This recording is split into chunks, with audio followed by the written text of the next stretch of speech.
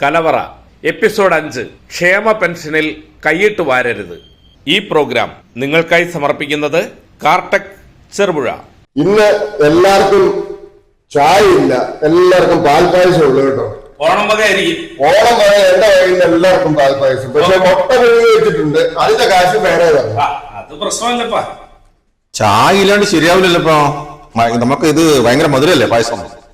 ഒരു ഓണത്തിനൊക്കെ ഒരു ഇച്ചിരി മധുരം ആകാം അല്ലേ? എനിക്ക് ഹൈ ഷുഗറുള്ള നമുക്കിത് വല്ല പ്രശ്നമാണ്. എനിക്കൊരു ഷുഗറും ഇല്ല, കൊളസ്ട്രോളും ഒന്നുമില്ല. എനിക്ക് കുറച്ച് ഒഴിച്ചു. നല്ല ഓണം പ്രമാണിച്ചിട്ട് കഴിക്കാം.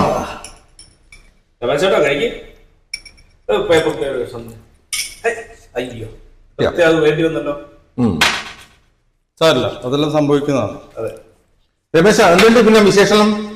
രാമട്ടൊന്നും കാണാനില്ലല്ലോ. അച്ഛൻ സുഖമില്ലാതെ എത്ര കാലമായി? എന്തുപറ്റി ഇപ്പം അച്ഛൻ കുറച്ച് വയ്യാതെ കിടപ്പില്ല. പിന്നെ ഇപ്പൊ എന്താ ബുദ്ധിമുട്ടായി. എന്ത് പെൻഷൻ വീട്ടിലെത്തിക്കുന്ന അവസ്ഥയായി. പെൻഷൻ അല്ലെങ്കിൽ വീട്ടിലെത്തിച്ച് തരുന്നതല്ലേ? ബാങ്കിൽ വരുന്നുണ്ടല്ലോ കറക്റ്റ് ആയിട്ട്. നിങ്ങൾക്ക് പോയി ATM കാർഡ് വന്നാൽ അച്ഛന് വന്നിട്ട് എടുക്കാൻ പറ്റുമോ? അച്ഛൻ കിടപ്പിയ അച്ഛന് എന്താ രമേശന് അച്ഛന് വിശ്വാസം ഇല്ലെന്നായി തുടങ്ങിയോ? വേറെ കാര്യമുണ്ട് രമേശ് ചേട്ടാ. അക്കൗണ്ടിൽ പണം വന്നു കഴിഞ്ഞാൽ അത് കൃത്യമായിട്ട് ആ അക്കൗണ്ടിൽ തന്നെ ഉണ്ടാവുമല്ലോ. ഈ കമ്മീഷനായിട്ട് വേറെ ആൾക്കാർ തട്ടലും മരിച്ചവരുടെ പേരിലും വികലാംഗരുടെ കമ്മീഷനും ഒക്കെ തട്ടിയിട്ട് എന്തെല്ലാം ആക്ഷേപങ്ങളും കണ്ടു. അതിനെല്ലാം കൃത്യമായ തെളിവുകളും ഉണ്ട്. എത്രയോ പേരെ ഇപ്പം സസ്പെൻഡ് ചെയ്തു, അവർക്കെതിരെ കേസായി, പലരെയും അറസ്റ്റ് ചെയ്തു. മധുരം കഴിക്കത്തില്ലെന്ന് പറയുന്നതാണ് ഗുളിയാണ്. ഇത് ഒരു നല്ല കാര്യമായിട്ട് എനിക്ക് തോന്നുന്നത്. ഉദാഹരണത്തിന് നമ്മളെ റേഷനിൽ നിന്ന് കുടുംബത്തിലെ ആരെങ്കിലും പോയി ബയോമെട്രിക്സ് എടുത്തു കഴിഞ്ഞാൽ മാത്രമേ ഇന്ന് കുടുംബത്തിൽ റേഷൻ കിട്ടുള്ളൂ. അതിന്റെ അർത്ഥം എന്താ? ഇത് അർഹതപ്പെട്ടവർക്ക് കിട്ടുന്നത് സർക്കാർ ഉറപ്പാക്കുകയാണ്. അപ്പൊ എനിക്കൊരു സംശയം ചേട്ടാ, നമുക്ക് Aadhaar card, driving licence, election ID ഇതൊന്നും നമുക്ക് വോട്ടെടുപ്പിന് വേണ്ടല്ലോ. നമ്മളെ ബയോമെട്രിക് വെച്ചിട്ട് എന്താ ചെയ്യാത്തത്? അതും ചിന്തിക്കേണ്ട ഒരു കാര്യമാണ്. അപ്പൊ കള്ളവോട്ട് തടയാൻ പറ്റുമല്ലോ മാക്സിമം. അല്ല, കള്ളവോട്ട് തടയാതിരിക്കാനുള്ള വഴിയാണ് ബയോമെട്രിക് അവിടെ ഉപയോഗപ്പെടുത്താത്തത്. ഒരാളുടെ 10 വിരലല്ലേ ഇതിനുള്ളത്. ആ 10 വിരലിൽ ഏതെങ്കിലും വെച്ച് കഴിഞ്ഞാല് ഒരിക്കലേ ചെയ്യാൻ പറ്റുള്ളൂ. നമ്മളെ പോലെ കൂലിപ്പണിയെടുത്ത് ജീവിക്കുന്നവരൊക്കെ ചിന്തിക്കാനുള്ളത്, ഒരു ചില്ലർ കമ്മീഷൻ കൊടുത്താലും നമ്മളെ വീട്ടിൽ എത്തുന്നുണ്ടെങ്കിൽ നമുക്ക് ബുദ്ധിമുട്ടില്ല, നമുക്ക് നമ്മളെ പണിക്കങ്ങ് പോവാം.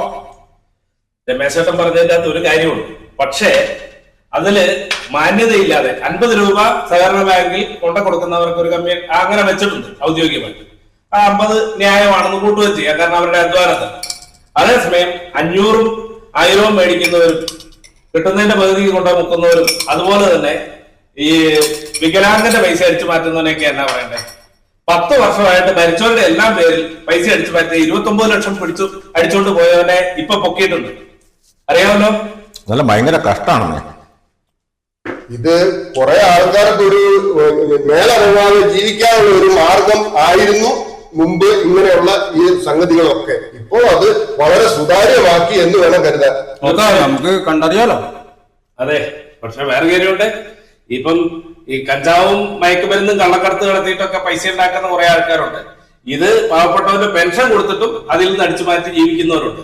ഇതിനെതിരെ അതിശക്തമായ നടപടി ഉണ്ടാവണം. അതിന്റെ ഭാഗമായിട്ട് സർക്കാരിന്റെ ഈ പദ്ധതിക്ക് കൂട്ടു നിൽക്കാതിരിക്കാൻ പറ്റുന്നില്ല എന്നുള്ളതാണ് എന്റെ അഭിപ്രായം. തീർച്ചയായിട്ടും. ചുരുക്കത്തിൽ പറഞ്ഞ പിച്ചച്ചട്ടി കൈയിട്ട് വാരരുത്. കലവറയുടെ ഈ എപ്പിസോഡ് നിങ്ങൾക്കായി സമർപ്പിച്ചത് കാർടെക് ചെറുപുഴ. ടെൻഷൻ വേണ്ട, കാർടെക് ചെറുപുഴ നിങ്ങളോടൊപ്പം. പരിചയസമ്പന്നരായ മെക്കാനിക്കുകൾ, കൃത്യസമയത്തുള്ള delivery. Cartech Cherupuzha ding and body painting. ഇപ്പോൾ തന്നെ വിളിക്കൂ.